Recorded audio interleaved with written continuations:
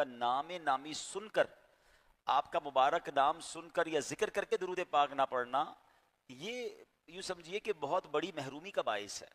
امام علی مقام امام حسین رضی اللہ تعالیٰ عنہ فرماتے ہیں کہ میرے نانا جان سلطان دو جہاں صلی اللہ تعالیٰ علیہ وسلم نے فرمایا، جس کے سامنے میرا ذکر ہوا پھر اس نے درود پاک نہ پڑھا، بے شک وہ جنت کا راستہ بھول گیا۔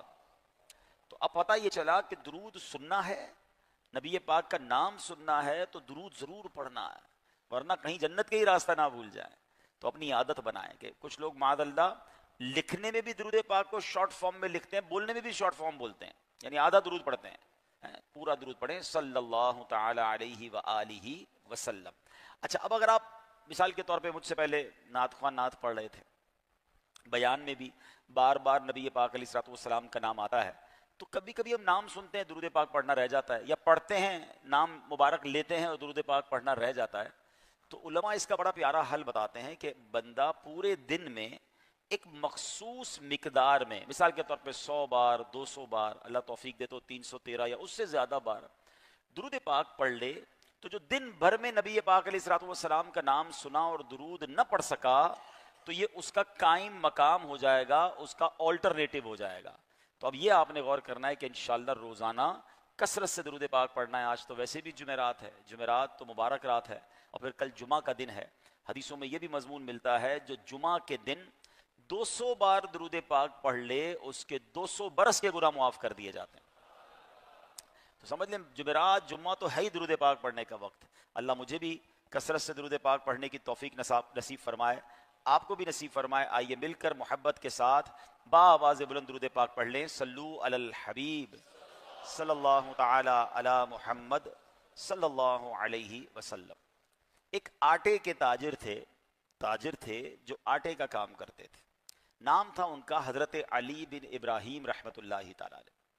ایک دن ان کے پاس لوگ آتے تھے، آٹا خرید کے جاتے تھے۔ ایک سید صاحب آئے، اور سید صاحب آ کر کہتے ہیں کہ مجھے آٹا چاہیے۔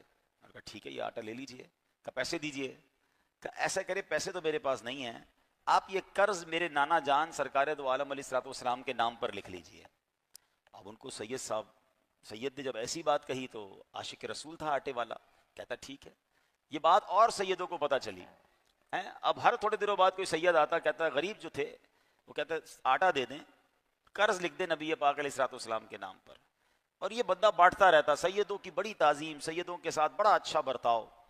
آخر کار جب ان کا انتقال ہوا، نماز جنازہ ہوا، تدفین ہوئی، تو اس رات 7 نیک لوگوں نے، اس شہر کے 7 نیک لوگوں نے خواب میں دیکھا کہ حضرت علی بن ابراہیم سبز رنگ کا ریشم کا حلہ پہنے، یعنی قیمتی لباس پہنے ہیں، اور جنت کے باغوں میں چل رہے ہیں۔ پوچھا اے علی بن ابراہیم، ایسا مقام، ایسا انعام کیسے حاصل ہوا؟ کہتے ہیں جس نے نبی پاک علیہ الصلوۃ والسلام کے ساتھ معاملہ کیا، اس نے وہ پا لیا جو میں نے پایا۔ جان لو بے شک میں نے اپنے صبر کے سبب سیدوں کی خدمت کی اور اس پر صبر کیا، اس کے سبب اللہ پاک کے پیارے رسول علیہ الصلوۃ والسلام کا پڑوس پا لیا ہے۔ تو اے میرے پیارے اسلامی بھائیوں، یہاں پتہ یہ چل رہا ہے کہ جو سیدوں کی خدمت کرتے ہیں، آل رسول کی خدمت کرتے ہیں، ان کو بڑی برکتوں سے نوازا جاتا ہے۔ ایک مرتبہ امام حسن مجتبیٰ، اب امام حسن کون ہے؟ امام حسین کے بڑے بھائی جان، صحابہ کرام اور اہل بیت میں پیار کیسا تھا یہ بھی آپ کو سیکھنے کو ملے گا، اور ہمارے بڑے بڑے اسلاف، بڑے بڑے شخصیات صحابہ کس طرح اہل بیت کا ادب کیا کرتے تھے یہ بھی سننے کو ملے گا۔ امام حسن مجتبیٰ ایک بار امام سیدنا فاروق اعظم رضی اللہ عنہ کے گھر گئے، پتہ چلا کہ اندر بڑی اہم کوئی میٹنگ ہو رہی ہے، کوئی بڑا اہم معاملہ چل رہا ہے۔ تو حضرت عبداللہ ابن عمر جو حضرت عمر کے ہی بیٹے ہیں، وہ دروازے پر کھڑے تھے، ان کو اندر جانے کی اجازت نہیں مل رہی تھی۔ تو امام حسن نے سمجھا کہ حضرت عمر کے بیٹے کو اندر جانے کی اجازت نہیں ہے، تو ظاہر ہے کوئی بڑا اہم معاملہ ہوگا، تو آپ خود واپس آ گئے، آپ بھی اندر جانے کی آپ نے کوشش نہیں کی۔ تو اب جب حضرت فاروق اعظم کو پتہ چلا کہ حضرت امام حسن آئے تھے اور وہ واپس چلے گئے، تو آپ نے فوراً دوبارہ عرض کی کہ حضور کرم فرمائے، کسی کو بھیجا کہ حضرت کو گھر لے کر آئے عزت کے ساتھ۔ جب وہ آئے تو فاروق اعظم نے پوچھا کہ شہزادہ حضور آپ واپس کیوں چلے گئے تھے، واپس کیوں تشریف لے گئے؟ تو فرمایا میں نے سوچا کہ جب سگے بیٹے کو اندر جانے کی اجازت نہیں ہے تو مجھے بھی نہیں ہوگی، تو میں واپس آ گیا۔ یہاں فاروق اعظم نے جو جملہ ارشاد فرمایا نا، واقعی کمال کی بات ہے. احسان ماننا اس کو کہتے ہیں. آپ نے فرمایا انت احق بالاذن منہ، یعنی آپ زیادہ حقدار ہیں کہ آپ کو تشریف لانے کی کھلی اجازت دی جائے، یعنی آپ کو کسی سے پوچھنے کی ضرورت نہیں ہے. کیوں فرمایا؟ اس لیے وَهَلْ أَنبَتَ الشَّعْرُ فِي الرَّأْسِ بَعْدَ اللَّهِ إِلَّا أَنْتُمْ، فرمایا ہمارے سروں پر جو بال ہیں اللہ کے بعد آپ ہی لوگوں کے سبب اگے ہیں. یعنی جو ملا ہے ہمیں وہ آپ اور آپ کے خاندان کی برکتوں سے ملا ہے. اللہ اکبر، کتنی بڑی بات ہے. یعنی فاروق اعظم حضرت عمر فاروق اعظم کیا کہہ رہے ہیں؟ اللہ پاک نے ہمیں چھوٹی سے چھوٹی اور بڑی سے بڑی جو نعمت عطا فرمائی ہے وہ رسول پاک علیہ الصلوۃ والسلام اور آپ کی آل پاک ہی کا صدقہ ہے. اور یاد رکھیے یہ مبالغہ نہیں ہے، یہ ایگزیجریشن نہیں ہے، سچی بات ہے. آج بھی ہم جو یہاں موجود ہیں ہمیں جو کچھ ملا ہے، یہاں تک کہ جو سانس چل رہی ہے یہ بھی سید زادوں کے نانا جان جناب رسول اللہ صلی اللہ علیہ وسلم کا صدقہ ہے. بلکہ سچ کہوں میں اور آپ تو حیثیت کیا رکھتے ہیں؟ حضرت آدم علیہ السلام کو اللہ کریم نے فرمایا تھا لولا محمد ما خلقتک، یعنی اے آدم علیہ السلام اگر محمد صلی اللہ تعالی علیہ وسلم نہ ہوتے تو میں آپ کو پیدا بھی نہ فرماتا. سب کچھ بنا ہے کس کے لیے؟ ہم کہتے ہیں نا وجہ تخلیق کائنات. رسول پاک کون ہے؟ Reason of the all creation. سب کچھ بنا ہے وہ میرے آقا کے صدقے بنا ہے. بریلی کے تاجدار جبھی تو لکھتے ہیں نا زمین و زمان تمہارے لیے، مکین و مکان چنین و چنا، بنے دو جہاں بدن میں ہے جان دہن میں زبان، ہم آئے یہاں اٹھے بھی وہاں تمہارے لیے. یہ سب کچھ وجہ ہی نبی پاک کے صدقے یہ کائنات سجائی گئی ہے. اور کیا خوبصورت بات سیکھنے کو ملی کہ جو کچھ ملتا ہے نا وہ صدقہ ہے نبی پاک علیہ الصلوۃ والسلام کا. ایک حدیث آپ نے یہ سن لی، ہو سکتا ہے کسی کے ذہن میں کنفیوژن آئے کہ نبی پاک کے کیسے مل رہا ہے، پیارے آقا کے ذریعے کیسے مل رہا ہے؟ دینے والا تو رب ہے. بخاری شریف کی حدیث ہے اور اللہ کے نبی علیہ الصلوۃ والسلام فرماتے ہیں انما انا قاسم واللہ یعطی، بے شک اللہ عطا فرماتا ہے میں تقسیم فرماتا ہوں. آپ قاسم نعمت ہیں، آپ تقسیم کرنے والے ہیں. جبھی تو ہم جھوم جھوم کر پڑھتے ہیں نا کھاتے ہیں تیرے در کا، پیتے ہیں تیرے در کا آقا، کھاتے در کا پیتے ہیں تیرے در کا، پانی ہے تیرا پانی، دانا ہے تیرا دانا، تو شمع رسالت ہے عالم تیرا پروان. یہ سارا ہی اچھا ہمیں تو صدقہ ملا ہے، انبیاء کو بھی صدقہ ملا ہے. اعلیٰ حضرت لکھتے ہیں ہوتے کہاں خلیل و بنا کعبہ و منا، ہوتے کہاں خلیل بنا کعبہ و منا، لولاک والے صاحبی سب تیرے گھر کی ہے، بے ان کے واسطے کہ خدا کچھ عطا کرے، ہاشا غلط غلط یہ ہوس بے بسر کی ہے. اللہ اکبر، یہ شان ہے سرکار دو عالم علیہ الصلوۃ والسلام کی. اور پھر نبی پاک کے صدقے جو میرے آقا کی عطرت ہے، نبی پاک کی جو اولاد ہے اس کی شان بھی بڑی نرالی ہے. اے میرے پیارے اسلامی بھائیوں، قرآن پاک کی ایک آیت سنتے ہیں. آیت کریمہ پارہ نمبر 22 ہے، سورہ احزاب آیت نمبر 33. اللہ کریم ارشاد فرماتا ہے بسم اللہ الرحمن الرحیم انما یرید اللہ لیذھب عنکم الرجس اہل البیت وَيُطَهِّرَكُمْ تَطْهِيرًا. آسان ترجمہ قرآن کنز العرفان.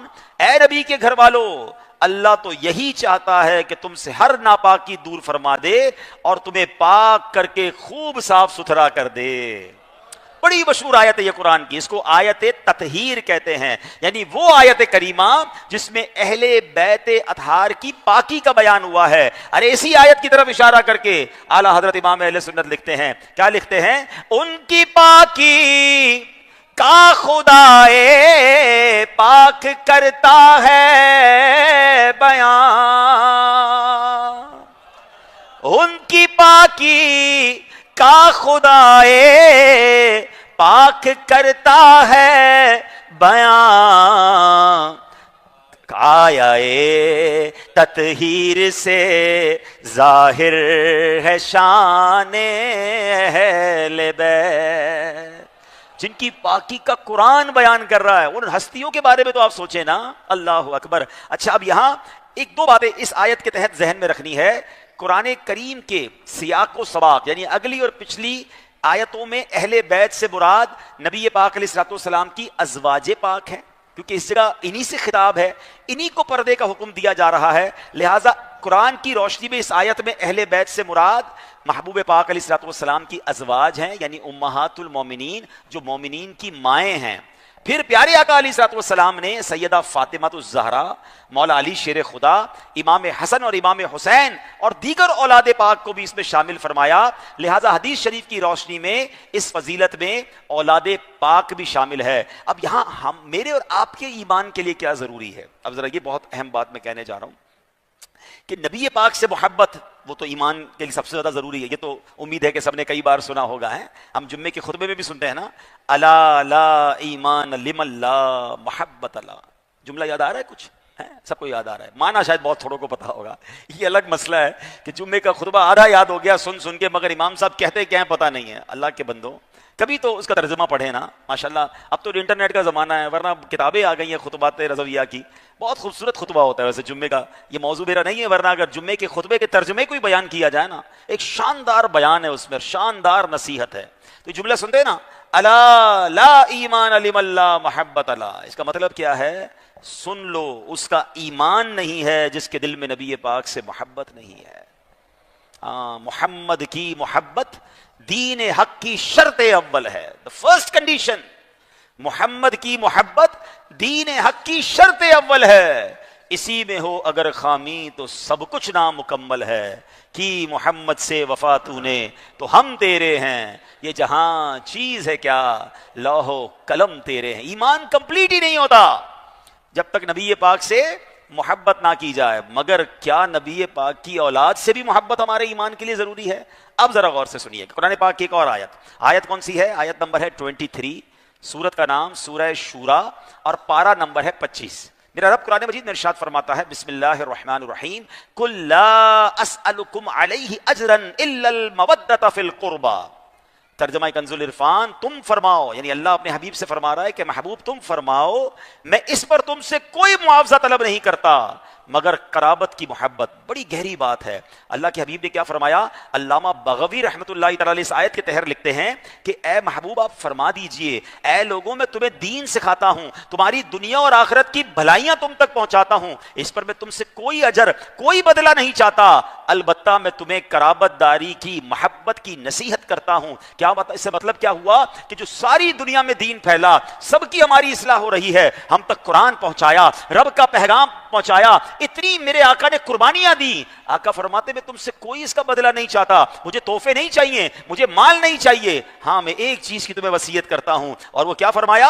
البتہ میں تمہیں قرابت داری کی محبت کی نصیحت کرتا ہوں، یعنی پیارے آقا علیہ الصلوۃ والسلام کی محبت، آپ کے رشتہ داروں کی محبت، یہ دین کے فرائض میں سے ہے۔ اللہ اکبر، میرے نبی نے ہم سے ایک چیز فرمایا ہے کہ مجھے اگر دینا ہے تو میرے گھر والوں سے، میرے بچوں سے، میری آل سے محبت کرنا۔ اگر پھر بھی کوئی نبی پاک کی آل سے بغض رکھتا ہے، سرکار کی فیملی کے بارے میں بری باتیں کرتا ہے، ارے اس سے بڑا احسان فراموش کون ہوگا؟ اللہ اکبر، کیا خوبصورت اشعار ہے نا، قلب میں عشق آل رکھا ہے، قلب میں عشق آل رکھا ہے، خوب اس کو سنبھال رکھا ہے، جو بھی دیکھے بنے وہ دیوانہ، ان میں ایسا جمال رکھا ہے۔ اچھا، پھر پیارے آقا علیہ الصلوۃ والسلام کے ان فرمان اور نبی پاک کا یہ سمجھانا صحابہ کو اور ہمارے اہل بیت کی محبت جس طرح نبی پاک نے بتائی، پھر بزرگان دین نے عمل کیسا کیا؟ اب ذرا واقعہ سنیے گا۔ 7ویں صدی کے بزرگ ہیں، ابھی ہم 15ویں صدی میں ہیں، آلموسٹ 800 سال پرانے بزرگ، ان کا نام کیا ہے؟ امام حافظ محب الدین طبری رحمۃ اللہ تعالی، بہت علمی شخصیت تھے، علم حدیث میں آپ کا بہت بڑا مقام۔ آپ ایک روایت ذکر کرتے ہیں، لکھتے ہیں ایک مرتبہ امام حسن مجتبی رضی اللہ تعالیٰ عنہ کی طبیعت ناساز ہو گئی، آپ بیمار ہو گئے۔ پھر دوبارہ یاد ہے نا، امام حسین کے بڑے بھائی، ہمارے سر کے تاج شہزادہ امام حسن مجتبی بیمار ہو گئے۔ اب جو مسلمانوں کے دوسرے خلیفہ حضرت فاروق اعظم، انہوں نے حضرت زبیر بن عوام سے کہا آئیے ہم چلتے ہیں اور شہزادہ حضور امام حسن مجتبی کی عیادت کرتے ہیں۔ حضرت زبیر بن عوام یہ بھی صحابی رسول ہیں اور سارے ہی صحابہ الحمدللہ نیکیوں کے حریص ہیں. البتہ اس وقت ان کی کوئی مصروفیت تھی. حضرت زبیر بن عوام نے معذرت کی کہ میں ابھی ساتھ نہیں چل سکتا. تو حضرت عمر نے پتہ ہے کیا فرمایا؟ اے زبیر کیا آپ نہیں جانتے کہ بنو ہاشم کی عیادت کے لیے جانا سنت ہے اور ان کی زیارت کرنا نفل عبادت ہے. آئے ہائے ہائے سبحان اللہ. مولانا حسن رضا خان صاحب لکھتے ہیں نا، کس زبان سے ہو بیانے عز و شان اہل بیت، مدح گوئے مصطفیٰ ہے مدح خان اہل بیت. کیسی نرالی شان ہے آل رسول کی، صرف زیارت کر لے بندہ تو اس کو نفل عبادت کا ثواب مل جاتا ہے. اللہ پاک ہمیں توفیق بخشے. دیکھیں ہمیں پنجتن پاک کی صحبت تو نہیں ملی، ہم نبی پاک کے زمانے میں تو نہیں تھے نا، مگر آج بھی ہمارے درمیان سادات کرام موجود ہیں، آج بھی ہمارے درمیان آل رسول موجود ہے اور دنیا بھر میں موجود ہے. اور یہ بھی ان کی خصوصی شان ہے. یزید پلید نے سادات کرام کو مٹانے کی ناپاک کوشش کی، وہ خود مٹ گیا، مگر آج بھی دنیا کے کونے کونے میں حسینی اور حسنی سید موجود ہیں. مٹانے والا مٹ گیا، جس کو مٹانا آیا تھا، جس کو تباہ کرنے وہ آئے تھے، وہ کیسے آباد ہوئے کہ آج پوری دنیا میں ان کی آل موجود ہے. جبھی تو شاعر لکھتے ہیں نا کہ قتل حسین اصل میں مرگ یزید ہے. یہ بات، یہ فلسفہ سمجھ جائیے گا. آج کل کیا ہوتا ہے، پچھلے دنوں دنیا میں کچھ جنگیں ہوئیں، سوشل میڈیا پہ اس کا بڑا تذکرہ ہوا، تو لوگ کیلکولیٹ کیسے کرتے ہیں، اچھا بھائی یہ بتاؤ کس ملک کے کتنے جہاز گرے، کس ملک کے کتنے جناب ہڈے تباہ ہوئے، کس ملک میں کتنے لوگ مارے گئے، تو پھر طے کرو کون سا ملک جیتا ہے.